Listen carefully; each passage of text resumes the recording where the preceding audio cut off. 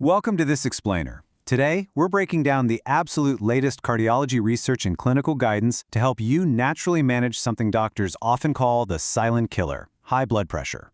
We're going to dive right into actionable, proven steps you can take today to protect your cardiovascular health. Let's get to it. So, I want to kick things off with a bit of a chilling reality check. This was actually said to a young IT worker named Ravi by his cardiologist after a downright terrifying 2 a.m. emergency room visit. It's a quote that perfectly sets the stage for why our daily routines matter so much more than the year on our birth certificates. You see, Ravi is only 34 years old. Just earlier that year, he'd actually laughed off a blood pressure reading of 148/94 at a routine checkup. He literally thought, hey, I'm way too young for heart issues, right?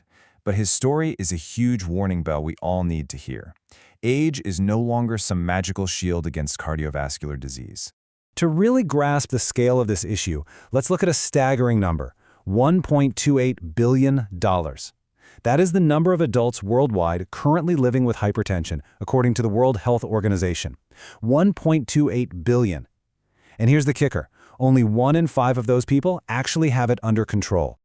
Now, before we jump into the solutions, we absolutely have to understand what we're fighting here. Hypertension basically means your blood is pushing against your artery walls with just way too much force. It's doing silent damage to your heart, your brain, your kidneys, and your blood vessels over time. In fact, it's the #1 preventable risk factor for heart attacks, strokes, and get this, even cognitive decline and dementia. All right, let's move into our first major area, rethinking your daily plate, specifically looking at the diet and gut connection. We can actually take clinical dietary advice, like the famous DASH eating plan, which has been proven to lower systolic pressure by up to 14 points, and apply it directly to our real-world kitchens. And no, you definitely don't need to eat bland, joyless food. It's really just about making smart swaps, trading refined, high-sodium items for whole, fiber-rich alternatives. Think swapping maida for ragi, or munching on roasted chana instead of fried snacks. Those simple tweaks make a massive, measurable difference. And hey, speaking of sodium, you probably think the salt shaker on your dining table is the ultimate villain, right? Well, the data actually tells a completely different story. A whopping 80% of your sodium intake is hidden, literally sneaking into your diet through processed foods and restaurant meals. We're talking instant noodles, bakery biscuits, ready-to-eat curries, the whole shebang.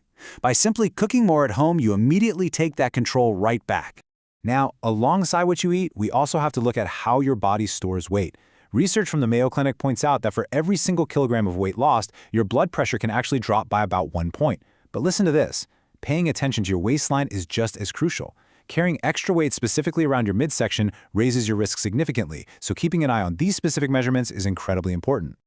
Okay, this brings us to a really fascinating question. Something most of us never even consider when we think about our cardiovascular health. What on earth does your gut have to do with your heart? Seriously, think about it. Well, it turns out it's a real game changer. We're learning from a recent 2025 American Heart Association advisory that your gut bacteria directly influence your blood pressure. Yeah, you heard that right. They produce these helpful little things called short-chain fatty acids that improve how your blood vessels function. So, to naturally lower inflammation, you really want to feed your microbiome with everyday fermented staples, things like homemade curd, buttermilk, idli and dosa batter, and fiber-rich millets. It's essentially medicine on a plate. Moving right along to part 2, we are going to look at how to move smarter, not harder. The latest exercise data is completely mind-blowing. Check this out. A massive 2023 mega study analyzed over 15,000 people and found something truly shocking. Static isometric holds, that's where your muscles are contracted but you aren't actually moving, beat out walking and traditional cardio for bringing your blood pressure numbers down. We're looking at over an 8-point drop, which is almost on par with some actual blood pressure medications. No way, right? And honestly, the best part, you don't even need a gym membership or any fancy equipment to get these results. Doing a simple wall squat routine just 3 days a week takes less than 15 minutes total. You just hold the squat for 2 minutes, rest for 2 minutes, and repeat it 4 times. It's this highly efficient, targeted stress that literally forces your blood vessels to adapt and relax. Now imagine combining those super effective wall squats with an ancient traditional practice called Shatapavali.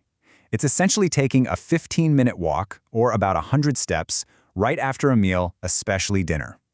This simple habit massively improves your blood sugar response and reduces arterial stiffness.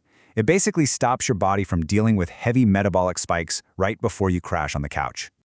All right, on to part 3. This one is huge. Sleep and stress management, and the sheer power of rest. So, we constantly hear that sleeping 7 to 9 hours is the golden rule, right? But research is now showing us that sleep regularity actually matters even more than total hours.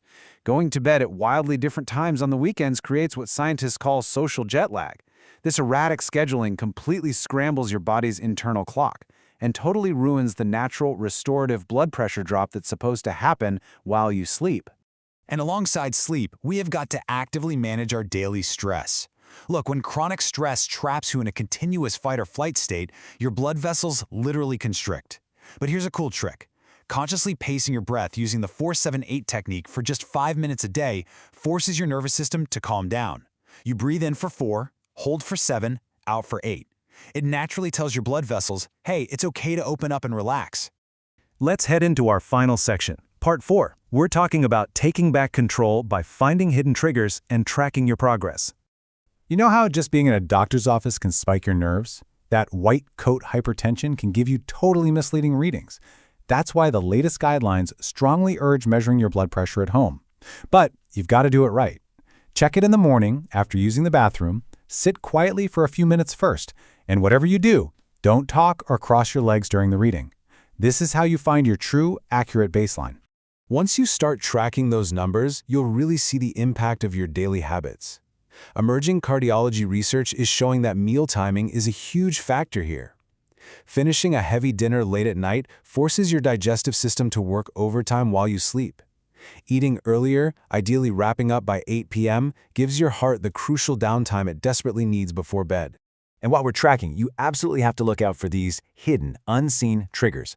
Did you know high air pollution literally forces your heart to work harder? Or that social isolation and loneliness actively increase inflammation in your body? Even untreated gum disease has a documented link to hypertension.